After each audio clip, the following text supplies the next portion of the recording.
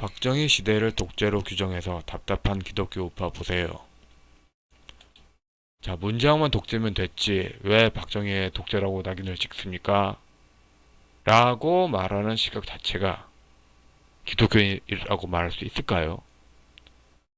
이렇게 문재왕만 독재면 됐지, 그러니까 독재란 뜻을 독재 체제가 아니라 오랑캐라고, 우리 시족이 아니다라고 말하고, 그 다음에 우리 시족은 감싸줘야 된다, 이런 식의 도덕률은 기독교가 아니죠. 아닙니다. 어디가 독재인데 어디가 독재가 아니라는 게 기독교인에게 이게 가능한가요? 그러니까 왕 중심으로 권력 집중하는 거하고, 도장하고 그 박쥐 중심으로, 그러니까 제후 귀족 마피아 중심으로 권력 집중하는 거하고, 또 중도 균형 중용 조화 상생하는 사대부 귀족의 권력을 강화하는 그런 민주화 시족 당파와, 민주화를 부정하는 게 전에 일베 전효성이 말했을 때 아주 요란했잖아요. 시족 당파를 부정하는 거는 안 된다, 이런 식으로 극한의 화이론이 왕을 중심으로 하는 것이나 제후를 중심으로 하는 거나, 그래서 반민주 반개혁 반통일 나오는 거나 반공이나 뭐가 다른가요?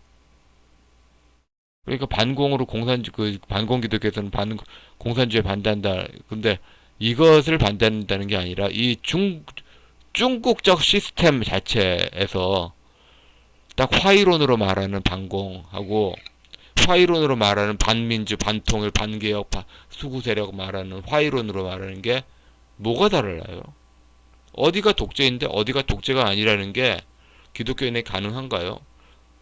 진짜 웃기는 거, 세계교회협의회는 도대체 뭘 지원한 겁니까? 뭘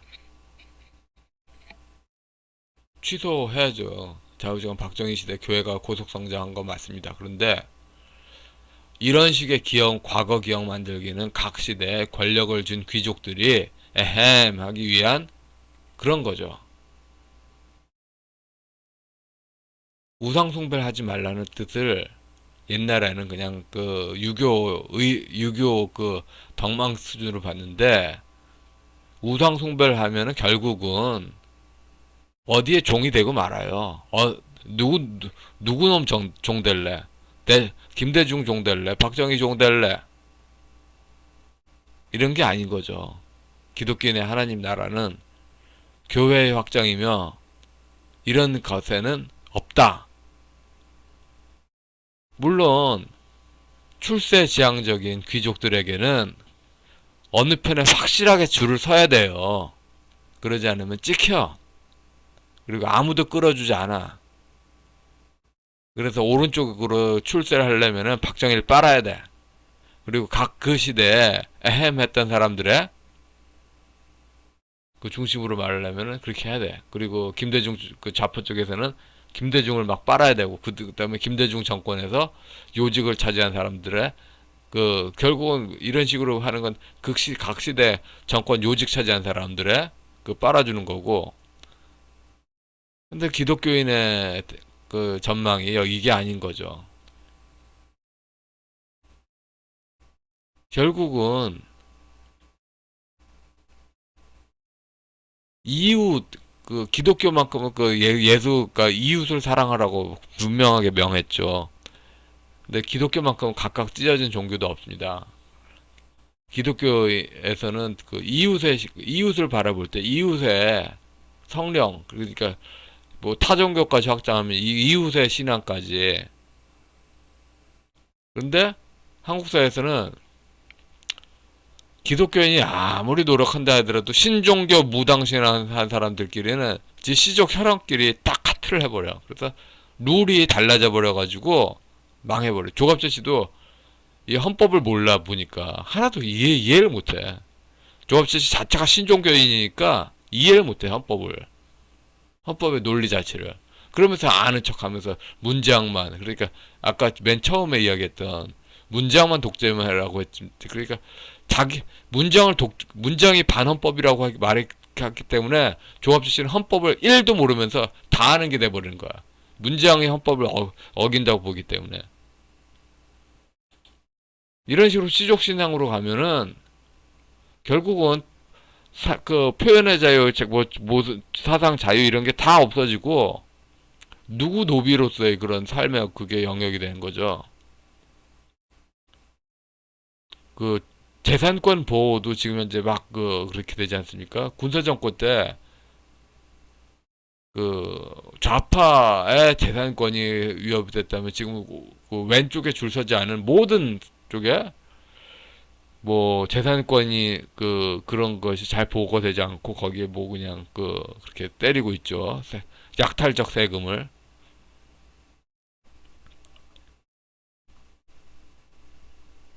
지금 화이론에서는 아무것도 되는 게 없어. 화이론에서 화이론을 중국인한테 다 가져가 하면 안 될까요?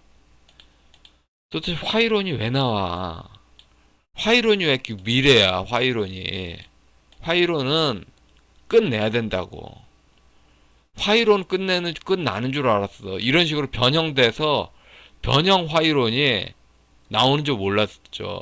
이렇게 알았다면은 지지할 사람이 누가 있겠어? 아무도 지지 안 했어. 조선시대는 반대 정파의 종교를 자유를 인정하지 않았습니다. 교회되면 정파의 가치나 80년대 후반에 외국교회가 한국에 던졌던 질문입니다. 민족 복음화의 꿈은 일정 수준, 그러니까 정파에 갇히지 않는 그런 그리스도가 있는 곳에 교회가 있다고 보는 시각까지 봐야 되겠죠. 그런데 정말 중요한 거, 2014년 부산총회, 이거 사기예요, 사기. 조상신이 있는 곳에 교회가 있는 게 아닙니다. 이거는 이 행사는 조상신을 매개로 한 거예요. WCC 신학이라고 해도 결국은 성경 기반인데 해석이 달라지는 거죠. 해석이. 성경 기반을 벗어나는 건 교회 기독교 자체가 아니고 해석이 달라지는 건데, 고린도전서, 고린도가 이방 이단 신앙이 풍년 있는 곳에서 교회 움직임 아닙니까? 그런데 거기서 각 다양한 신앙을, 정확하게 말하면 다양한 신앙에 길들어진 고린도전서 갈갈이 찢겨진 그런 신자들을, 그러니까 그런 신자들을 각각 다른 신앙으로 볼 때 전부 그리스도 앞에 줄 섰다. 이 참여자들이 뭐 원불교 참여자들 뭐 있고 불교 뭐 이런 분들이 그리스도 앞에 줄 섰다는 생각이 0.000000001이라도 있을까요? 없지. 있었다면 왔을 리가 없지. 이 행사는 사기예요, 사기. 정확하게 사기예요. 민중신학은 통정 허위 표시 기독교입니다. 여기서 한국 교회가 죄의식, 죄 고백을 해야 된다는 것은 선의의 제3자로서 통정 허위 표시 기독교인지를 인식하지 못하고 한국 보수교회 왜 저러냐 했고 받았던 사람들 그거를 거듭나서 고쳐져야죠, 당연히. 그런데 고의성을 가진 통정 행위는 무효입니다, 무효. 사기예요, 사기. 사기로 모든 것은 다 무효로 가야죠. 그러니까 지금 현재 이 충군해국 국가주의 시대 때 국시는 반공, 이게 민법 103조 104조의 위반이다. 불공정한 법률 행위이자 뭐 반사회 질서다. 그러니까 이런 차원에서 딱 숨겨지는 게, 자기들은 대한민국의 정통성을 1도 인정하지 않으면서 귀에만 보면은 확 전복하고 싶어 한다. 이런 거를 은폐하고서, 그러니까 사회 요직을 몰래 다 장악하고 한순간에 엎어버리고 싶다. 이걸 은폐하고서 억울한 피해자처럼 말하면서 민법 103조 104조 위반이다. 이 체제가. 예, 인정합니다. 그러면은 민주화 체제는 민법 108조 통정허위 표시, 민법 110조 사기죄, 민법 746조 부당이득, 민법 760조 공동불법행위, 형법 347조 사기죄에 걸리는 위반 아닙니까? 그러니까 이거하고 동전의 양면이 뭐냐면은 밀란신앙으로 다수에게 은폐를 하면서 권력을 장악한다. 이게 중국 신앙으로는 무죄야. 중국 신앙으로는 무죄인데 미쳤냐? 중국으로 가게? 민주화 체제는 서구법으로 108 거의 어마어마한 숫자가 민법 108조 통정 허위 표시 무효로 그래서 불법원인 급여로 전부 다 토해낼 그 거짓 그런 이익이죠. 근데 좌파 그 지배 세력은 전라도 유교에 대중들을 길들게 합니다. 그래서 지금 저항으로는 전라도 유교 스타일에 젖어들게 하면 안 되는 겁니다. 그러니까 그 전라도 지배 체제, 전라도 귀족 지배 체제가 그 역 같은 사람들은 신종 그러니까 부산 경남권에서 기독교를 꽉 막고서 그 저기 뭐 기독교를 틀어막고 신종교로 하는데 신종교로 가니까 부산 경남에 판판이 깨집니다. 판판이 깨지고 그 다음에 그 저기 전라도에 그 인구가 기독교 인구 많은데 그런 사람들이 전부 이단을 스스로 다 이단화되니까 저항되는 게 아무것도 없는 거잖아요.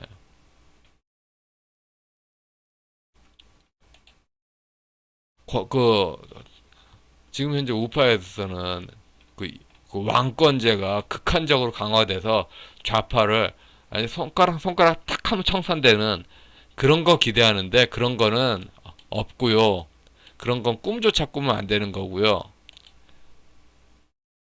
그러니까 지금 민법 108조, 110조, 746조, 760조, 형법 347조 위반. 이 가장 첫 스타트가 세계교회협의회에 제출된 신종교 그 조상신의 교회말 씌우는 그러니까 그리스도의 영이 없는 거를 그리스도의 교회라고 한 그러니까 그것에 고의 위법, 고의성과 위법성이 있는 그런 것부터 시작해서 하나하나 다 날릴 수 있다고 했잖아요.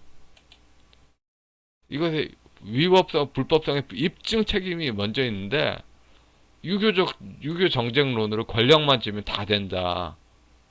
되긴 뭐가 돼? 국제사회 그 지금 한글 쓰는 외국인들이 한국의 천지인데 그들 눈에도 합리적이라고 보여지지 않은 좌파 정사는 일도 안 돼, 일도. 그리고 한국 사회 진짜 문제. 6.25 전쟁 이후로 아주 그 다 망가졌을 때 그리스도를 통해서 구원 소망으로서 한국 사회의 그 복음화와 그 경제 발전을 보면서 나아갔던 그런 그 종말론과 신종교 후천 개벽 바탕으로 대한민국이 다 망해야 된다 하는 증오의 감이 서로 병렬됐잖아요. 근데 이 신종교로 증오감 가진 사람들도 명목상으로 교회를 출석하는 거야. 그럼 그 한 번쯤 아니 좀 그리스도 좀 봐주시면 안 될까요? 제발, 제발. 신종교는 조상신 영혼 독점을 통해서 그러니까 군사 독재는 1인 통치권자의 권력 강화인데 신종교는 조상신을 계속 우파 기독교에도 사회주의 혁명파 신종교 그 귀족의 조상 제사를 강요하잖아요. 그래서 그걸 통해서 그 권력 독점을 하고 그래서 독재를 한다. 근데 이게 아니다. 이게 아니다. 그 시족 신앙에서는 영화 창끝에 복음전도 이전처럼 아주 큰 문제다. 부활 신앙이 단순한 그 유교의 의로 나타나는 그런 그 누가 더 의리 지사이냐 이거 따지는 게 아니라 부활 신앙이 곧 그리스도가 하나님이라는 그 것의 증명이자 그 또 부활을 그 신앙으로 나타나는 초대교회 공동체의 그런 성령으로 돌아가는 걸 말을 하죠.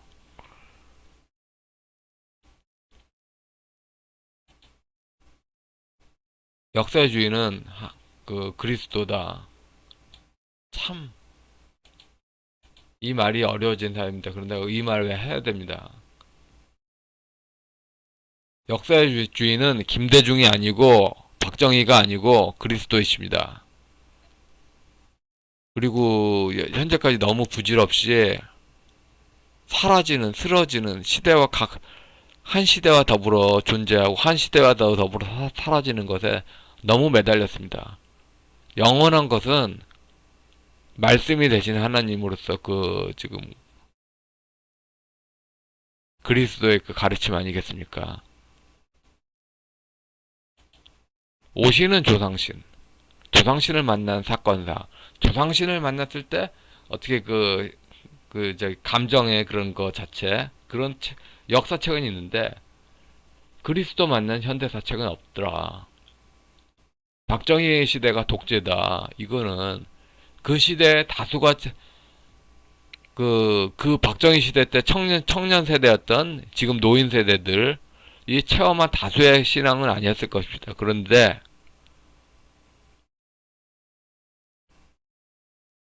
그 적어도 그 시대의 한국 사회에서 먹물층 중심으로 느꼈던 그런 사회 변동 속에서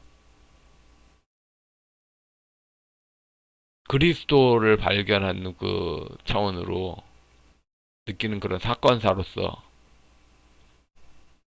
분명히 있었습니다. 우리는 그것을 부정하면 안 됩니다. 우리는 기독교인이라고 하면서 저를 구원해 주세요, 저를 구원해 주세요, 저를 구원해 주세요 하면서 이웃을 그렇게 보지를 못하는 거야. 말씀으로 다 지켰다고 하는데 그 말씀을 너무 유교적으로 읽는 거예요. 그 기독교 성경을 그러니까 말씀을 아직도 제대로 교육받지 못해 온 거죠. 신앙을 통해서 볼 때만 보이는 이웃의 목소리가 있겠죠. 그 이웃의 목소리는 요즘 같은 때 절실하죠. 한국 사회는 이제 곧 제로 이코노미 시대로 모든 게 버블이 펑펑펑펑 터집니다. 그 이전에 서로 남의 거 뺏어오기 전쟁이 나오고죠. 근데 직장 사회에서도 남의 거 뺏어오기 전쟁하는 속에서 거기서 기독교인은 많을 겁니다. 많을 거예요. 어제 저는 너무 고마우신 분 만났습니다. 이 시대에 지역주택 사기 같은 그런 사기판, 제로 이코노미 사회, 남의 거 뺏어오기, 불법 전쟁, 그런 것이, 그래서 사기죄 재판에 걸리지 않을 정도로 남을 속이는 게 너무도 흔해진 시대. 속이는 게 너무도 흔해진 시대. 너무 솔직하셨어요. 너무 고마웠습니다. 재산에 손해 입지 말라고 너무 솔직해 주셔가지고 이게 너무도 당연한 건데 빛과 소금이 너무 없어진 거야. 말씀대로 준행하는 신자가 없어지는 것은 한국 교회가 하나님과 계약이 끊어지고 있다는 이야기입니다. 말씀을 단순히 읽는 것보다 제일 중요한 게 말씀을 제대로 가르쳐 줘야 돼요. 우리 교단이 망하고 있다. 우리 교단이 망하고 있다. 우리 교단이 망하고 있다. 그런 식으로 말하면서 너무 유교적으로 보고 있는 거야. 히브리적 사회에는 그런 훈장질이 없어요. 또 예전에 이렇게 책이 많지 않았어도 자유민주주의를 확실히 정확하게 알 수 있었던 옛날의 비결은 성경 때문이었습니다. 근데 지금 세물결 플러스 김요한 목사 같은 경우에서도 그렇게 성경 이론서를 많이 출간한 출판사이면서도 한국인은 다 더 잘 알아요. 송시열 예속 논쟁의 주자도덕처럼 조직신학을 바라보니까 조직신학이 믿음을 도와주는 게 아니라 그냥 믿음의 표장으로 자리하는 거예요. 반면에 또 동시에 그 우파 기독교에서는 김성욱 기자 같은 분들이 너무 많아요. 아, 조금 좀 그 공부를 더 하셨으면 좋겠다 하는 분들이 좀 많아요. 좌파 기독교는 에서는 고의 위법 불법성이 느껴지는데, 그러니까 한국 사회에서는 그 회개란 말, 성경에서 나타나는 인간의 죄성인 그것과 회개라는 말, 그리고 기독교 신앙인의 매일의 그렇게 성화, 영화, 그를 향한 신앙의 경주, 이런 거를 제대로 가르쳐 주는 사람도 많이 없었다는 거죠.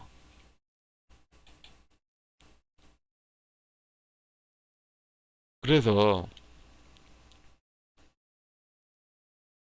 명확하게 그냥 정치권의 권력을 그 권력에 자기를 끌어줄 사람이 있어서 정치권에 등단하기 위해서는 정치권에서 권력에 줄 서서 어디 하려고 하면은 분명히 박정희를 그렇게 띄우든지 김대중을 띄우든지 둘 중에 하나 확실히 띄워야지. 또 이 각 시대에 권력을 누렸던 귀족들이 응 아이고 우리 착한 거 자 띄워줄게 그럴 거 아닙니까? 기독교인의 하나님 나라는 여기에 없어요. 기독교인의 하나님 나라는 여기에 없습니다. 참 그 옛날에 기독교 그 설교문들 잘 보세요. 얼마나 그 소망이 하나님 나라 구현을 통한 사회가 선진국처럼 되기를 바라는 소망이. 그런데 그럴 때 그 한국과 그 신명기적 그 계약관과 그것을 통해서 그 신약을 연결시키려는 그런 논리, 그 민족보급화 운동에서 그런 그 자체 그 계약이 이제는 그 계약을 그 단순히 이어가는 것보다도 신앙 계약의 갱신이 돼야 될 지점이라고 봅니다. 책이 많이 나아졌어요. 신앙책이. 그것을 그 성경 본문 중심으로 이렇게 정리를 하는 것도 매 순간순간 기도가 필요한 것이고,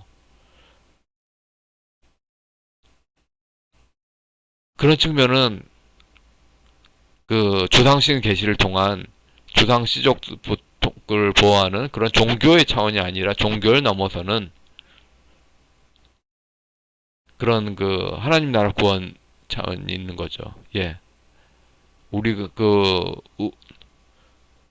그래서 그 역사의 주인은 그리스도이시다. 하나님이시 그리스도이시다. 김대중이나 박정희가 아니다. 그러므로 박정희 시대에 독재라고 규정해도, 그러니까 그 시대에 그리스도를 중심으로 뭉쳤던 진정한 신자들과 그 공동체 그 기억 속으로 그런 것을 반영한다고, 반영하는 게 오히려 기독교이고 반영하지 않는 게 진짜 기독교라고 볼 수는 없는 것이다. 예, 여기까지 하겠습니다.